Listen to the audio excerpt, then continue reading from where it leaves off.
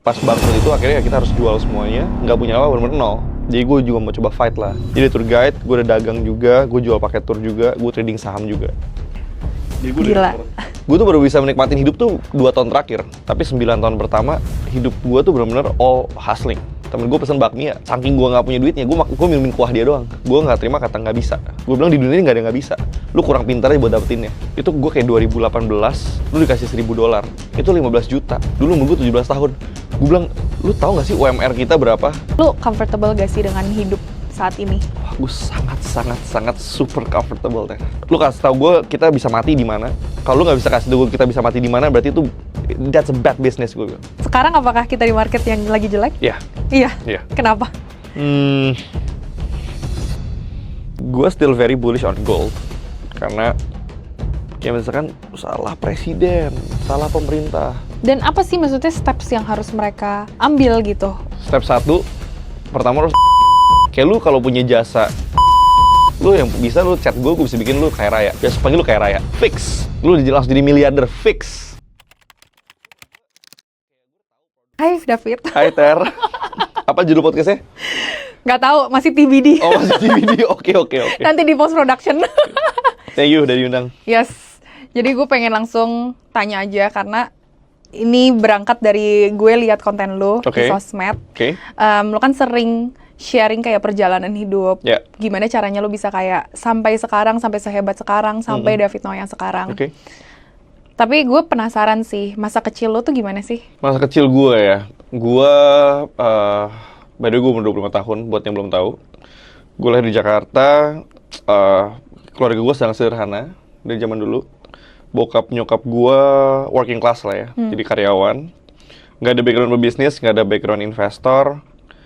Terus gue sampai SMA hidup gue benar-benar total sederhana, bahkan bisa dibilang ya lumayan susah lah zaman dulu. Sampai titik terendahnya tuh waktu 2015 kalau gue nggak salah. Bokap gue dulu kerja di salah satu tambang. Terus gara-gara waktu itu tambangnya bangkrut, gue akhirnya di PHK. Nah tuh titik balik lah waktu itu keluarga gue. Tadi hidup kita sebenarnya lumayan oke. Ya lumayan oke bukan yang kaya banget ya. Kayak maksudnya kita punya mobil, rumah sederhana. Tapi pas bangkrut itu akhirnya kita harus jual semuanya. Bener-bener nggak punya apa, bener-bener nol. Dan ini umur berapa? Waktu itu umur gue 15 tahun ya. Nah dari situ akhirnya gue bilang ke nyokap gue, yaudah dari situ jangan kasih uang jajan. Jadi gue juga mau coba fight lah. Akhirnya gue coba survive dari jualan di sekolah and everything. Ya dari that hardships, bentuk gue jadi kayak sekarang. Which is ini kan gue tahun ini umur 26. Gue udah 11 tahun semenjak gue dapetin uang pertama gue. Gue cari uang pertama gue itu di 2015. Waktu itu umur gue hampir 15 tahun lah. 14 tahunan, 15 tahun. Seperak pun dari situ gue udah gak pernah dikasih orang tua. Sampai kayak sekarang. Waktu itu jualan apa pertama? Gue jual snacks, gue jual custom case, gue jualan custom baju juga. Dulu Rico Huang yang punya websitenya, namanya dropshipaja.com. Oke. Sekarang Rico Huang tetangga gue juga. Oke. Jadi teman juga. Tapi zaman dulu gue survive gara-gara dia punya kayak semacam dropshipping gitu. Jadi gue ngambil barang di dia, gue ngedropship. Jadi survive dari situ. Jualannya jadi apakah ke teman-teman atau kayak bener-bener udah online semuanya waktu itu? Mostly teman ke teman sih. Jadi mostly di sekolah kayak gitu. Terus gue dulu jadi tour guide juga. Jadi gue 2017 gue jadi tour guide sampai 2020 pas COVID. Jadi 3 tahun 2017 sampai 2020 most of my income tuh dari tour guide sebenarnya. Jadi tour guide, gue udah dagang juga, gue jual paket tour juga, gue trading saham juga. Oke. Jadi gue dari Gila. umur 16-17 tahun, income gue udah cukup gede lah waktu itu. Tapi menurut lu dari pengalaman lu mungkin dari 15 tahun gitu ya, jualan, pernah jadi tour guide segala macam, itu ngebuat lo jadi mempunyai personality atau mempunyai daya juang yang sama gak sih kayak untuk yang sekarang gitu, David Noh yang sekarang? Pasti sih. Kalau gue nggak mulainya dari bawah, I don't think gue bakal jadi kayak sekarang sih. Karena sebenarnya kalau gue itu, jadi motivasi gue tuh di drive-nya dulu sama pain, sama rasa sakit. Kayak gue nggak suka orang lihat gue, kok lu kayak ngerendahin gue banget, kayak gitu. Atau kayak keluarga, kok lu ngomongnya gini banget gitu. Jadi dari pain itu gue nggak suka, painnya gue ubah jadi motivasi.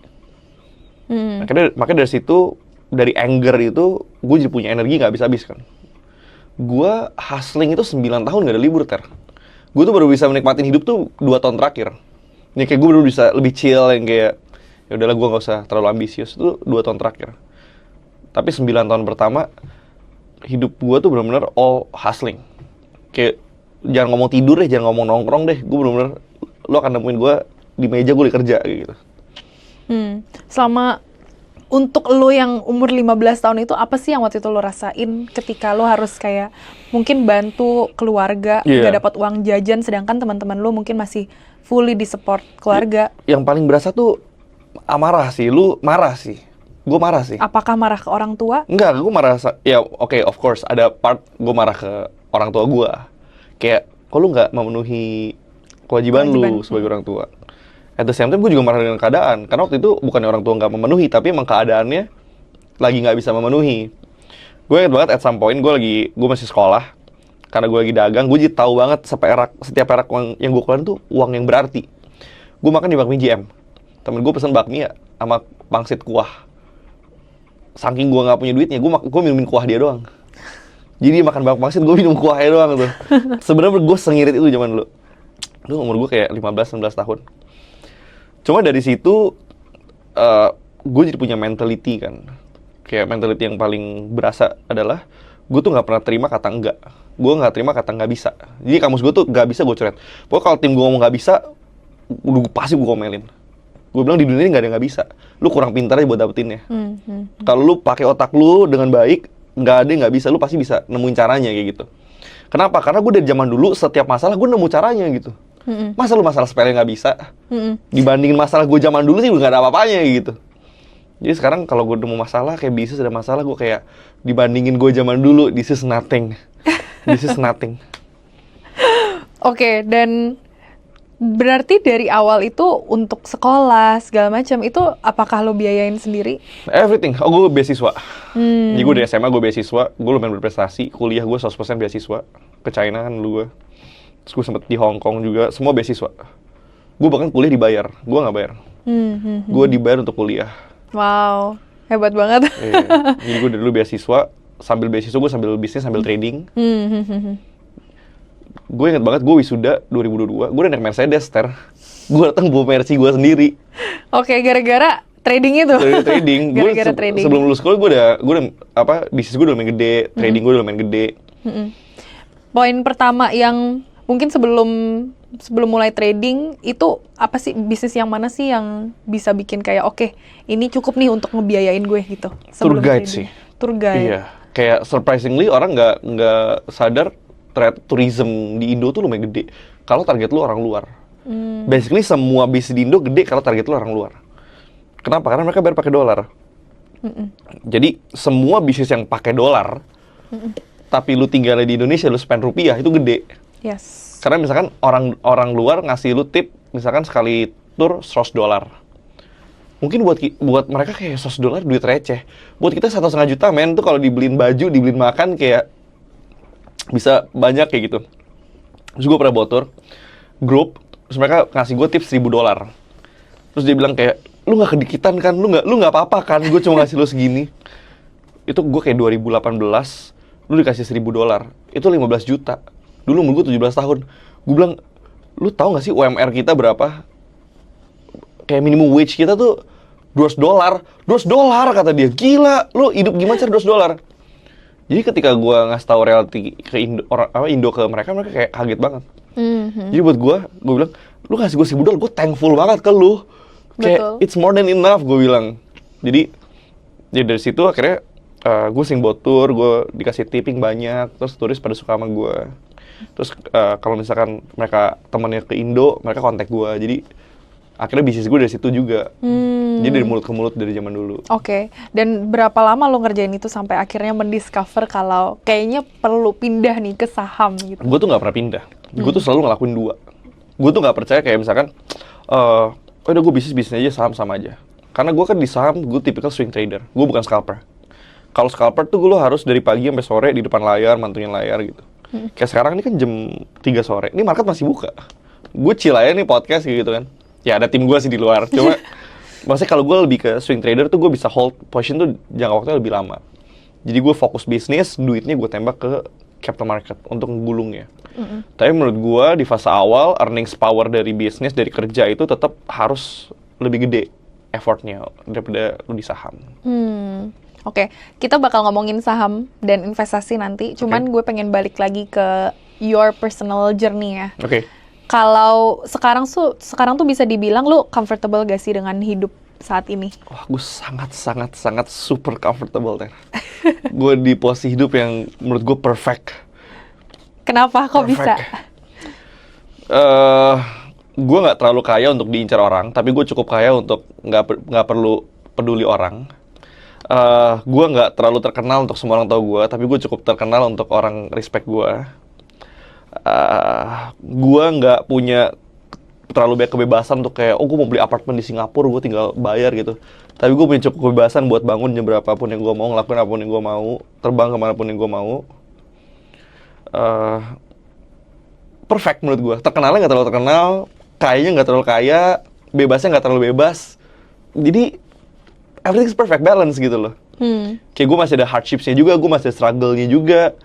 Tapi gue juga enjoy itu. Gue nggak punya musuh, gue nggak diserang orang, gue nggak dipermasalahin orang. Hidup gue bener-bener peaceful. Gue bangun pagi, ngopi, mandi, ambil deket, senyum-senyum. Gue tuh bahagia banget. Gue tuh happy banget. Jadi kalau gue ditanya, gue selalu happy banget.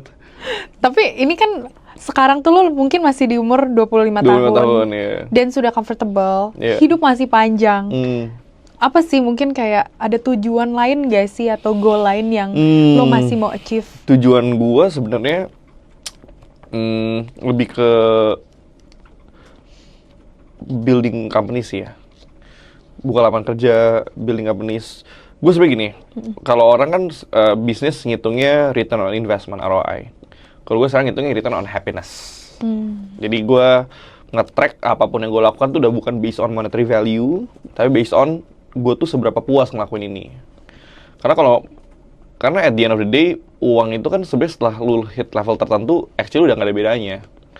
Kayak misalkan orang yang punya misalkan 100 miliar sama 300 miliar, lu nggak akan nemu banyak bedanya. Apalagi lu udah di level triliun gitu, lu orang punya 1 triliun sama 2 triliun udah nggak ada bedanya. In lifestyle ya.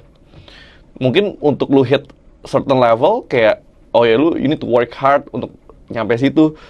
Cuma at the end lu akan sadar bahwa ternyata pertambahan uang itu udah nggak menambah kualitas hidup. Ujungnya apa? Lu masuk ke fase namanya hedonic treadmill kan. Lu masuk ke fase namanya diminishing return. Lu pertambahan uang bukan yang menambah quality of life, justru bisa menurunkan quality of life.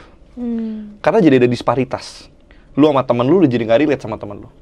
Misalkan lu lagi bosen kayak lu bilang ke Lake Como yuk, terus teman lu kayak Lake Como apaan? Gue biasa ke danau di Bandung kayak gitu. Terus kayak lu nggak bisa, lu nggak duit ke Lake Como. Jadi ada disparitas gitu. Jadi sebenarnya at certain level dengan lu terlalu ambisius untuk aiming more and more, itu bukan yang menambah, justru mengurangi kualitas hidup lu. Ini menarik sih, karena gue pernah bahas juga di konten. Biasa tuh orang kaya, atau mungkin orang yang mempunyai level finansial yang sama, itu pasti akan berteman dengan orang yang mempunyai level finansial yang sama. Nah, at one point, ketika ada disparity itu, atau mungkin kayak ada penurunan happiness gitu ya, apakah menurut lo, mending cari teman baru, atau gimana nih? Masalah gini, nyari temen tuh kayak nyari jodoh. Contoh lu udah bestie banget sama satu orang. Lu udah temenan 10 tahun. Dia udah tahu banget luar dalam lu. Terus kayak misalkan, lu mau terbang ke Jepang, ke Niseko, lu main ski, tapi dia nggak punya budgetnya. Terus lu mau ngapain, dia nggak punya budgetnya. Pokoknya lu mau ngapain, apapun lu lakuin, dia nggak bisa. Dia nggak financially capable untuk ngelakuin itu. Masa lu stop temenan sama dia? Nah jadi sekarang fungsi gue adalah ketika gue punya uang, gimana caranya uang gue tuh bukan cuma memberkati gue, tapi memberkati orang sekitar gue juga. Temen gue nggak punya duit, gue bayarin lah. Jangan kurang susah. Bayar ya tiket pesawat paling berapa, ya kan? Jadi gue tuh aiming gue mau jadi kaya bukan supaya gue punya Lamborghini everything. Gue sampai detik ini gue nggak punya Lamborghini. Padahal besok pagi beli juga sebenarnya kan nggak mahal-mahal banget kayak gitu kan. Tapi gue punya freedom. Kayak misalkan nyokap gue mau kemana, ya udah terbang aja, gak usah ribet gitu loh. Mhm. Itu that level of freedom and financial freedom yang gue mau. Jadi itu aspirations gue, dan gue pengen ngelanjutin aspirasi itu. Gimana caranya dengan power yang gue punya, dengan capacity gue bisa ngerubah hidup orang-orang ini nih. The fastest way itu through business. Ketika lu building companies, karyawan lu makan, keluarganya makan. Terus investments yang gue lakuin, misalkan gue ada F&B, gue ada toko emas and everything, kita sekarang total direct indirect hampir 100 orang karyawan kita. Mungkin kalau Supermas gue end of year 25 cabang tuh bisa 300-400 orang. Ya kan? Imagine dengan visi gue bangun pagi, 400 keluarga makan. Ya kan? That hits different. Instead of gue mikir kayak, oh gue besok mau beli McLaren apa. Kayak, actually ketika lu udah punya terlalu banyak duit, McLaren all this Lamborghini udah gak penting sih. Kayak, Bener. gue gak perlu nge-proof gue punya McLaren, lo orang tahu gue punya duit kok. Kayak, I'm not trying to prove anything juga. Betul. Tapi kalau misalkan gue ngomong, gue punya 400 keluarga yang makan gara-gara apa yang gue lakuin, keren dong. Iya dong. Jadi that kind of impact yang sebenarnya gue pengen bikin. That's a good mindset sih. Belajar dari nyokap atau karena lu deket banget nih sama nyokap. Oh, gue deket banget sama nyokap. Tapi nyokap gue tuh selalu bilang, gue nanya ke nyokap gue, Mah, kita tinggal di rumah segede ini, Mama ngerasa happy gak sih? Atau misalkan kita naik sports car nih, kita ke gereja, kita bawa Porsche misalkan. Do you feel happy? Kata nyokap gue, ya biasa aja sih. Terus kayak gue mikir, gue tuh sebenarnya ngelakuin ini buat siapa? Buat diri gue sendiri, gue juga gak happy-happy banget. Buat keluarga gue juga gak happy-happy banget. Jadi gue sekarang optimizing my financial decisions tuh bukan untuk dilihat orang supaya gue keren. Tapi gimana caranya gue, keluarga gue, pasangan gue, tim gue, teman-teman gue tuh ngerasa happy. Jadi semua yang gue lakuin tuh sekarang decisionnya tuh ke situ. Decision of for happiness saya. For happiness, karena at the end, ketika lu udah punya segalanya, at the end, jadi nggak ada yang penting gitu loh.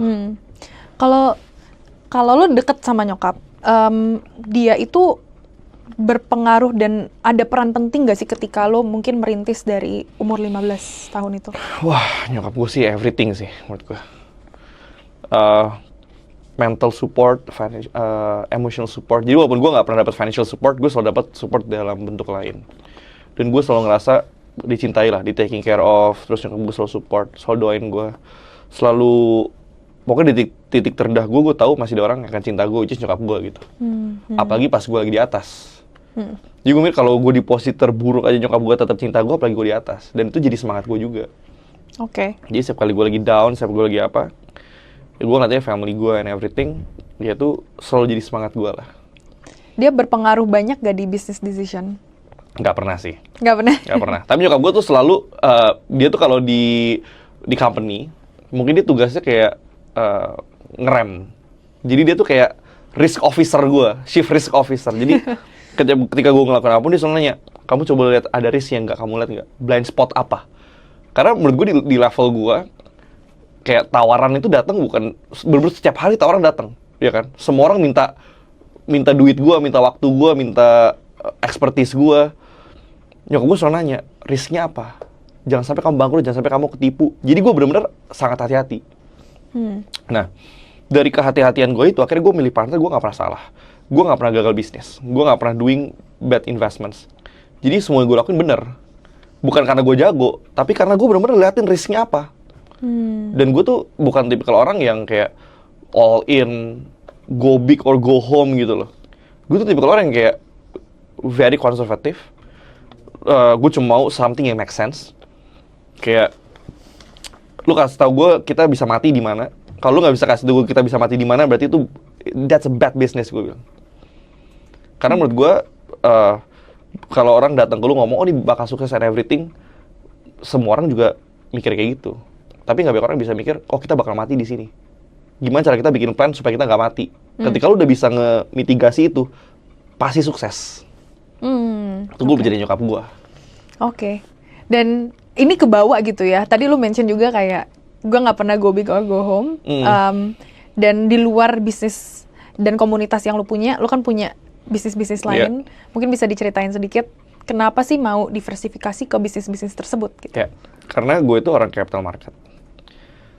Income gue itu sangat sensitif dengan market. Karena ketika marketnya gede, gue udah kayak raja dunia, on top of the world. Gue bener-bener making crazy money, yang kayak crazy money. Cuma ketika marketnya jelek, gue juga depresi kayak orang gila. Jadi menurut gue emotional volatility terlalu gila. Tapi ketika gue diversifying which is gue bikin itu di Fortis Capital, ini kan private equity side kita, itu cash flow setiap bulan jadi stabilize. Jadi ketika income gue dari market turun, diversify di Fortis Capital ini bikin kita hidup. Gue udah bisa cover kebutuhan gue, lifestyle gue, kebutuhan tim, semua cost itu bisa di cover dari sini. Jadi di sini tuh ibaratnya free cash flow, kayak gitu. Dan udah ter-achieve sih sebenarnya target ini. Cuma kita mau gedein karena menurut kita masih very volatile. Jadi in a way bisnis-bisnis yang lo invest didiversifikasiin itu untuk ngesubsidi kalau misalnya memang marketnya lagi jelek. Iya. Sekarang apakah kita di market yang lagi jelek? Iya. Iya. Kenapa? Because of all this US Israel-Iran war, terus MSCI lagi ada overhang juga. Dibanding Desember Januari, kita jelek banget sih. IHSG kita sebulan terakhir turun 15%. Itu gila banget. Apalagi kalau lu hidupnya di market ya. Lu kalau bilang income lu turun 50%, gue gak kaget sih. Atau kayak lu ngomong income lu turun 70%, gue juga gak kaget sih. Karena everyone is feeling the same gitu. Nah, untungnya kalau gue dari side business gue juga udah lumayan gede. Jadi gue udah gak begitu pusing dengan penurunannya. Kalau kita ngomong misalkan 3 tahun lalu, 4 tahun lalu, waktu gue bener-bener masih full di capital market, wah bulan-bulan kayak sekarang sih gue bisa gila banget. Gue bisa kayak gue gak mau keluar rumah, stres banget gitu. Apalagi some months you lose money, terus kayak lu jadi ngerasa diri lu pecundang gitu loh. Nah, sebenarnya gue bikin diversify ini tuh untuk emotional stability. Dan kalau melihat maksudnya dari down-nya dan bear marketnya dan lagi jeleknya, low-nya si market sekarang ini, menurut lo untuk orang-orang yang mungkin nggak punya diversifikasi dan nggak punya bisnis lain, yang harus mereka lakukan tuh apa sih outlook-nya untuk tahun 2026 ini? Karena beberapa dan sebelum-sebelum ini kita podcast juga dan banyak yang bilang, oh kita harus ke komoditas, kita mungkin harus ke emas dan lain-lain, dan kebetulan one of your business juga emas. Apa sih yang harus kita lakukan gitu untuk navigate all this? Gue still very bullish on gold, karena sebenarnya gold ini nge-represent apa? Nge-represent distrust ke financial institution sebenarnya. Terus kalau orang-orang tuh nggak begitu trust dengan government, mereka kan nggak trust dengan currency-nya. Kalau orang nggak trust dengan currency-nya, mereka apa yang mereka pegang? Gold, ya kan? Jadi gue ngeliat demand domestic gold, itu kita tuh net importer gold. Jadi kita productions gold itu nggak mencukupi demand-nya. Which is aneh. Kita punya Freeport loh. Betul. Kita punya all these big gold miners gitu. Tapi kayak kita memenuhi demand kita aja nggak cukup. Berarti kan ada something wrong di sini. Nah, karena gua ngelihat Indonesia ini benar-benar stigma-nya adalah investasi, lu beli tanah aja, lu beli properti aja, atau lu beli emas aja kan dari orang tua kita gitu. Akhirnya gua ngeliat gold ini lebih sih nggak mungkin mati. Kenapa? Gue dulu tinggal di Bogor. Temen gue bapaknya punya toko emas. 20 tahun nggak tutup-tutup. Berarti lu bayangin, gue nggak pernah lihat toko emas tutup. Gue kagak pernah lihat toko emas bangkrut. Berarti in this very traditional industry, kalau lu modernisasi, imagine apa yang bisa terjadi ya kan? Jadi itu yang kita coba lakuin sih. Do you believe untuk bisnis-bisnis tradisional di Indonesia itu akan lebih bekerja atau akan lebih works kalau mereka dimodernisasi melalui teknologi mungkin atau melalui konten atau apapun itu? Pasti, 100%. Makanya sebenarnya kalau sekarang orang kayak ke AI, blockchain, crypto, and everything, oke, gue juga ada di situ. Gue juga nyuruh tim gue bikin AI and everything. Cuma gue selalu ngomong di mana-mana, investment thesis gue tuh dua. Satu, gue invest di sesuatu yang pasti berubah. Yang kedua, gue investasi di sesuatu yang tidak mungkin berubah. Pasti berubah, digital business kita gede. Capital market kita gede. Capital market tuh ever-changing industries kan. Tapi gue juga invest di, let's say, property. Gue invest di emas. Gue invest di F&B. Mungkin gak digantikan AI. Nggak mungkin. Tanah di Bali, Uluwatu, Cliffside, mana mungkin. Iya kan? Sejago-jago AI lu nggak bisa bangun villa di atas AI lu. Lu tetap butuh tanah. Jadi gua ngebedah investment gue tuh ke dua sisi. Jadi bener-bener ekstrim nih. Sini ekstrim tech, gue invest ke masa depan. Sini gue ekstrim bener-bener tradisional. F&B, emas, properti itu kan boring bisnis banget. Kayak brick and mortar bisnis yang gue coba modernisasi. Benar. Tapi percaya atau enggak, kita ngedevelop ini dari cash flow ini loh. Iya. Iya kan? Betul, atau vice versa juga ya untuk kebanyakan orang. Mungkin ada juga yang Mungkin ada yang juga gede ya di kripto, di AI, terus dia pakai untuk diversify ke Betul. gold. Kayak gue kan gitu sebenarnya. dari boring business ke modern business dan modern business ke boring business Nah, juga. lu tuh tinggal balik-balik. Jadi ini akan jadi flywheel. Dan selain emas, mungkin apa sih yang harus kita perhatiin gitu ya untuk kayak outlook tahun ini gitu? Apakah ada yang lain atau mungkin buat orang-orang di sini yang baru, udah mending lo nggak usah lihat capital market sama sekali dan lihat ke bisnis yang lain gitu? Enggak sih, capital market tetap menurut gue tetap menarik. Cuma butuh sabar. Karena kan semua ini kan cyclical, ya kan? Capital market ini mungkin sampai tengah April sampai akhir April ini bakal masih lumayan sideways, masih lumayan berat. Gara-gara perangnya belum dieskalasi. Terus MSCI juga belum ngasih decision apa-apa. Investor tuh tidak takut resiko, investor tuh takut dengan ketidakpastian. Karena resiko itu bisa dihitung, ketidakpastian tuh nggak bisa dihitung, ya kan? Jadi ketika banyak ketidakpastian, apa yang investor lakukan? Mereka nggak beli, mereka pegang cash, mereka waiting on the sidelines, nunggu sampai situasi membaik baru mereka chipin lagi duitnya masuk ke capital market. Jadi, which is itu juga yang kita lakukan. Kita masih pegang cash lumayan banyak, kita masih menunggu. Ya, kita udah pegang beberapa saham komoditas, cuma size-nya belum segede biasanya. Jadi ya, sometimes waiting itu the best strategy. Karena logiknya gini, Ter. Kan orang selalu ngomong, beat the market, outperforming the market. Sebulan terakhir IHSG turun 15%. Lu kalau return lu 0%, lu udah outperform the market. Lu udah beat all these funds. Exactly. Cuma dengan gak ngapa-ngapain. Jadi sometimes gak ngapa-ngapain tuh keputusan paling jenius. Menarik. Iya kan? Tapi dari perjalanan lo tuh ada gak sih keputusan-keputusan yang lo ambil, mungkin the smart ones, the smartest one ketika lo hit high banget, high numbers, dan juga the lowest one, bisa di-share gak? Kalau orang pas lagi bagus mereka agresif, pas lagi jelek mereka konservatif. Gue balik. Pas lagi bagus gue konservatif, pas lagi jelek gue agresif. Karena kenapa? Itu nature manusia. Kalau kita sukses, kita merasa kita sukses karena diri kita sendiri. Which is, itu akan muncul overconfidence. Ketika lo muncul overconfidence, nggak pernah ada orang kayak bangkrut karena lifestyle and everything sebenarnya. Kayak kalau lu hidupnya nggak terlalu hedon, lu jangan ngomong kayak Mike Tyson type of kayak spending, beli macan lu taruh apartemen lu ya. Kayak lu ngomong kayak hidup biasa kayak gitu, lu nggak mungkin jatuh bangkrut. Karena pasti all your passive income udah covering basic lifestyle needs lu kayak gitu kan. Lu cuma bisa bangkrut ketika lu make wrong investment decisions atau lu make business decision yang salah kayak gitu kan. Jadi ketika lu lagi di atas, justru yang harus dilakukan adalah dengan tidak berpikir bahwa lu adalah seorang jenius. Lu harus berpikir lu orang yang beruntung. Dengan itu lu jadi nggak overconfidence dan lu jadi konservatif. Jadi karena gini, getting money is one thing, getting rich is one thing, tapi staying rich sama keeping your money itu another thing. Ini dua skill set yang berbeda. Untuk jadi kaya lu butuh ego. Untuk tetap kaya lu nggak boleh punya ego. Iya kan?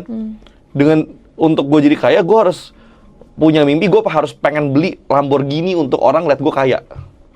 Kalau lu mikir gitu, mungkin lu bisa jadi kaya. Tapi setelah lu kaya, lu harus lupain Lamborghini lu. Dan lu harus bilang, I don't need Lamborghini. Gue nggak perlu orang lihat gue pakai Lamborghini. Jadi lu harus ngebuang ego lu. Makanya kalau ada orang ngomong, misalkan omongan gue 4 tahun lalu sama omongan gue hari ini beda, ya karena gue orang yang berbeda juga. Dulu gue berusaha untuk naik, sekarang gue tidak mau turun. Ya. Ini dua hal yang berbeda nih. Dan itu ya apakah strategi atau mindset yang lo apply juga di capital market? Yes. Jadi sekarang gue sudah tidak seagresif dulu. Jadi kalau dulu gue kayak full trade, gue dorong saham, gue tembak jumlah gede gitu. Kalau sekarang gue lebih konservatif, gue udah pegang yang aman, beli saham dividen, Terus komoditi sih gue pengen gede-gede. Udah lebih konservatif lah. Jadi gue udah, kalau gue ngitungnya sekarang bukan cuma ngincar reward segede-gedenya, tapi gue ngecilin volatility. Oke. Dan menarik juga karena ini mungkin nggak berlaku untuk semua orang ya pastinya. Apalagi dengan me-apply mindsetnya lo barusan. Ya. Kalau misalnya mereka baru masih merintis, go big or go home. Tapi ketika mereka sudah ada di satu poin, berarti time to diversifikasi dan mungkin melihat aset yang lebih konservatif. Ya. Gitu. Tapi gue mau sedikit balik ke personal.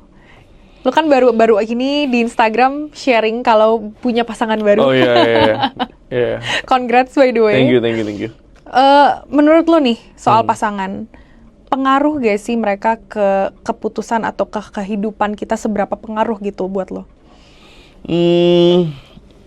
Kalau sekarang sih menurut gue berpengaruhnya bukan gimana-gimana ya. Kayak misalkan gue tuh selalu ngerasa disupport aja sih. Kayak nggak pernah ada cekcok gimana-gimana. Mungkin berpengaruhnya ke ketenangan sih. Karena kalau nggak punya pacar, lu kan kayak ya lu sibuk dating, terus kayak lu sibuk PDKT and everything kayak gitu kan. Bom waktu terus lu jadi nggak ada connection sama orang. Karena masa setiap kali dating gue nanya warna kesukaan kamu apa, atau kamu suka makan di restoran apa, kayak boring banget. Kayak misalkan gue sebulan jalan sama berapa gitu kan. Masa gue tiap jalan gue ngomongin hal yang sama gitu kan. Jadi buang terlalu banyak waktu menurut gue. Kayak lu dating around tuh buang banyak waktu. Terus karena lu nggak punya connections, lu jadi nggak tahu kalau ada masalah lu cerita ke siapa. Tapi dengan ada pasangan tuh memberikan lu stability, memberikan lu emotional support juga kayak gitu kan. Jadi dengan ada pasangan justru sangat membantu gue sih ya. Karena kan banyak orang juga yang bilang siapapun yang you end up with, pacaran sama siapa, mungkin pasangan lo siapa, itu akan berpengaruh banget ke kesuksesan. Gue sih nggak gitu mikirin. Belum nyampe situ ya? Nggak, gue sih nggak mikirin itu sih. Yang pertama gue udah, karena gini, menurut gue tujuan pasangan tuh bukan untuk sukses. Sukses terus dimulai dari diri sendiri. Gue udah nggak biasa pasangan juga, gue udah enak-enak hidup gue. Jadi menurut gue nggak begitu berpengaruh sih. Cuma mungkin dengan lu punya pasangan, gini, jangan sampai pasangan lu menghancurkan apa yang sudah lu punya. Itu menurut gue setuju. Karena ada aja, kalau lu ketemu dengan pasangan yang salah, pasti ada aja lah. Kayak misalkan, pasangan gue nggak suka nih sama nyokap gue, jadi gue sama nyokap gue berantem mulu. Kan gue jadi emotionally jadi nggak stable. Atau misalkan gue di gaslighting mulu, misalkan gue jadi nggak semangat kerja, ya itu kan juga bakal ngancurin apa yang lu punya. Jadi menurut gue yang paling penting adalah ini pasangan bisa support atau enggak, lu tenang gak sama dia, lu feel calm gak sama dia. Kalau lu nyaman, terus dia ini and everything, yang menurut gue itu pasangan yang tepat. Oke, dan ini balik lagi mungkin kayak ke mindset dan strategi-strategi yang tadi lo juga udah terapin di hidup dan juga di capital market. Sekarang kan banyak anak muda juga yang mereka tuh bingung sebenarnya mau mulai dari mana. Apalagi tadi kita udah ngebahas mungkin motivasi lo dari mana, background lo juga seperti apa. Apa sih kira-kira mindset orang Indonesia, anak muda orang Indonesia yang mereka tuh biasa nggak punya gitu. Mereka tuh kurangnya di mana sih sampai mereka misalnya nggak bisa sesukses David Noah gitu loh. Orang Indonesia tuh paling sering menyalahkan orang lain daripada menyalahkan dirinya sendiri. Orang Indonesia tuh sangat suka blaming orang lain, gue nggak ngerti kenapa. Kayak misalkan salah presiden, salah pemerintah, salah influencer, saya rungkat di kripto misalkan. Terlalu hobi menyalahkan orang gitu. Padahal kalau dipikir-pikir ya, lu mau presiden lu zaman kapanpun, ada nggak orang susah? Ada nggak orang kaya? Ada juga. Terus lu ngomong presiden kita sekarang jelek, terus itu bikin lu susah. Emang pas presiden dulu yang menurut lu bagus, lu nggak susah? Susah juga kan? Berarti bukan salah presiden, salah lu kayak gitu loh. Atau misalkan, oh saya rungkat ngikut influencer, dia bilang Bitcoin bakal ke berapa ratus ribu, terus ternyata Bitcoinnya rungkat, gara-gara dia saya rugi. Emang lu nggak riset sendiri? Lu punya nggak pilihan untuk lu tidak mendengarkan dia dan lu riset sendiri? Punya kan? Terus kenapa nggak dilakuin? Ketika lu terlalu sering nge-blaming, lu lagi memberikan power ke orang lain. Gue justru ngomong ke tim gue, jangan pernah ada yang blaming sesuatu. Misalkan kayak our numbers down gitu ya. Jangan nyalain marketnya, market nggak pernah salah, market selalu benar, lu yang salah analisa. Atau misalnya konten kita viewsnya lagi nggak bagus nih, kayak market udah gini nih, jangan salah audience selalu benar, kita aja yang salah analisa. Jadi semua itu ada di diri kita, lu harus punya extreme ownership. Setiap kegagalan itu salah kita, tapi setiap keberhasilan itu berkat Tuhan. Orang kebalik. Betul. Orang kebalik. Setiap sukses mikirnya, saya hebat, saya jenius. Setiap gagal, Tuhan, kenapa kamu memberikan saya cobaan? Kalau gue kebalik, gue balik. Salah karena gue, kalau bener karena berkat Tuhan. Jadi jangan sampai sukses itu masuk ke otak gue, jangan sampai gagal masuk ke hati gue. Benar. Gue jadi bisa selalu stabil. Dan apa sih maksudnya steps yang harus mereka ambil gitu? Apalagi ketika orang-orang mau masuk ke pasar saham, ke pasar kripto gitu ya, banyak yang aduh bingung gitu loh, mulai dari mana? Step 1, pertama harus ambil extreme ownership dulu terhadap hidup lu. Semua yang terjadi di hidup ini karena diri lu, tidak akan ada orang yang nyelamatin diri lu kecuali diri lu sendiri. Step kedua, belajar. Pelajarin dulu apapun yang lu mau lakuin. Capital market ya lu pelajarin saham itu apa, perusahaan yang bekerja di baliknya, lu harus ngerti apa yang ngedrive supply and demand, lu harus ngerti how all the liquidity works. Crypto juga sama, ya kan? Lu baca apa white papernya Bitcoin, terus lu ngerti all these alts ini projects-nya apa, tokenomics-nya, lu ngerti teknologi blockchain-nya. Kalau lu nggak ngerti, lu cuma kayak, oh nih kata si ini bakal naik 5 kali lipat, jangan masuk. Atau misalkan, oh nih katanya bakal masuk MSCI sahamnya. Masa lu cuma gitu dong lu beli saham? Nggak jelas sebenarnya kan. Jangan masuk. Lu harus ngerti dulu tentang apa yang lu lakukan gitu. Setelah itu, ya lu nggak akan bisa kaya cuma dengan belajar. Lu harus praktek juga. Lu praktekin apa yang lu pelajarin. Tapi jangan pernah berharap hasil itu akan datang dengan cepat. Karena it will take longer than you think, always. Kalau lu berpikir kayak, oh gue bakal 5 tahun sukses, percaya gue 10 tahun. Atau lu mikir kayak, gue bakal 10 tahun, percaya gue 20 tahun. Selalu lebih lama dari lu pikirin. Tapi, ketika lu mencapai yang gue sebut tipping point tuh artinya, oh growth lu tuh tidak kelihatan. Sampai lu melewati titik tertentu, growth yang tadinya stagnan, tiba-tiba going exponential. Kebanyakan orang menyerah sebelum dia hit tipping point-nya. Kalau gue nggak pintar, gue nggak jenius, gue nggak pernah merasa diri gue gimana, tapi gue tuh persisten. Gue bisa 8 tahun kerja nggak ngeliat hasil, tiba-tiba tahun ke-9 shoot up, terus gue jadi gede banget kayak gitu. Karena kalau misalkan kalian ngikutin gue kayak 3-4 tahun lalu, lu nggak pernah nyangka gitu loh. Oke, gue anak muda, terus untuk umuran gue juga, gue dulu mungkin salah satu paling kaya di Indonesia. Cuma gue nggak sama sekali nggak deket level gue hari ini gitu loh. Tapi kayak sampai lewatin tipping point-nya, and it's going exponential, terus lu lupa kenapa lu bisa hidup di sini gitu loh.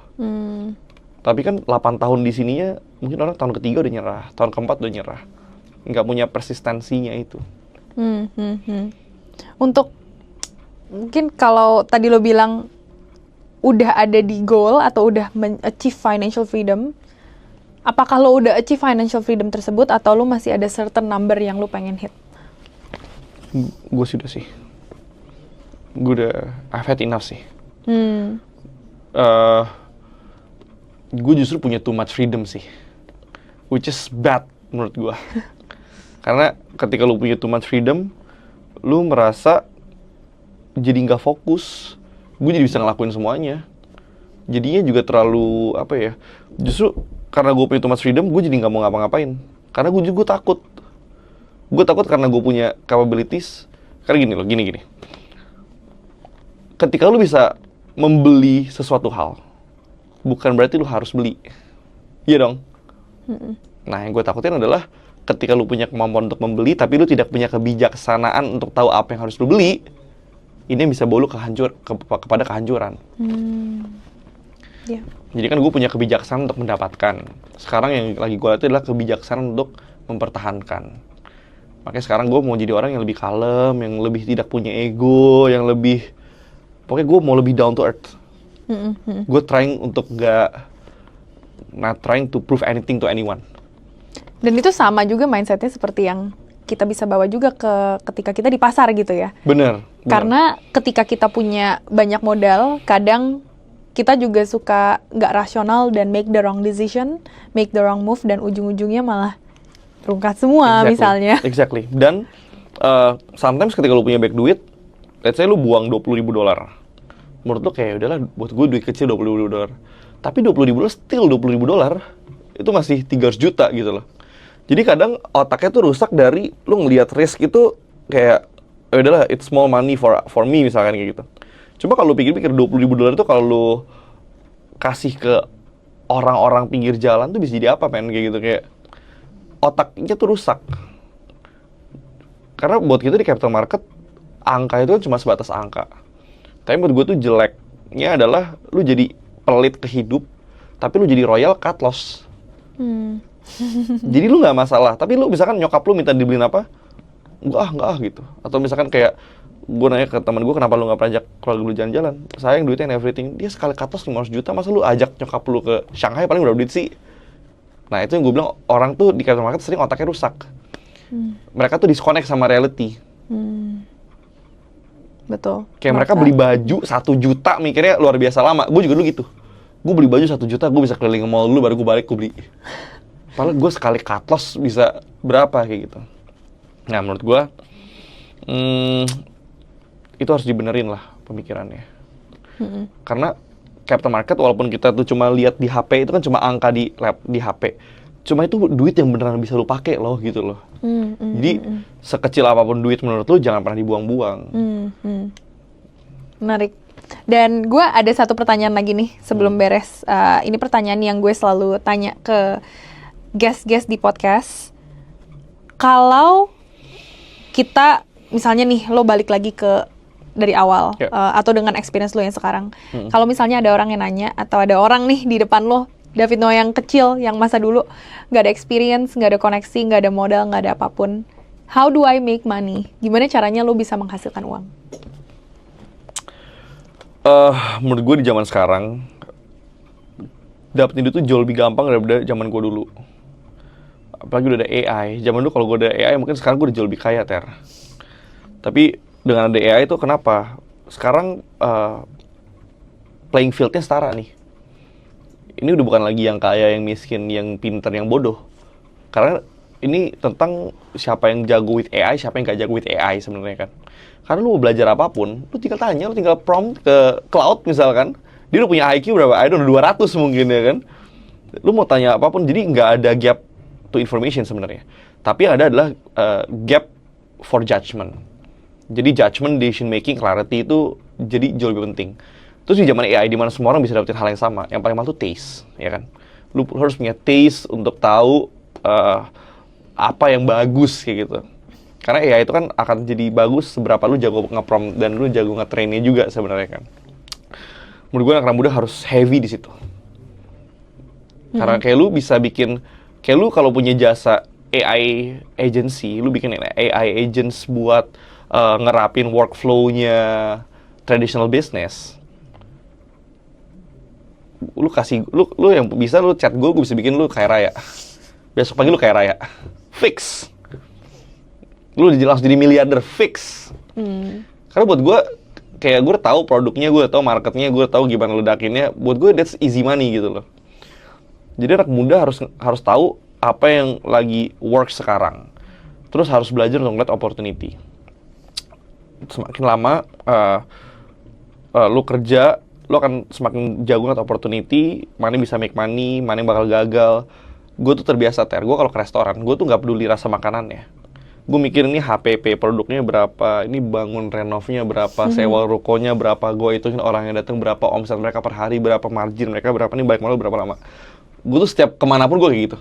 Kayak gue kesini nih, gue ngitungin ini. Ini kira-kira bangunnya segini, omsetnya begini, bis modelnya begini. Jadi gue terbiasa kemanapun, otak gue tuh otak bisnis. Jadi ketika datang opportunity yang tepat, gue tuh udah nggak perlu second guessing. Gue tahu dia bakal sukses. Karena gue udah ngebikin simulasi di otak gue tuh berulang-ulang. Jadi anak-anak muda juga harus ngelatih sense-nya, instingnya nih.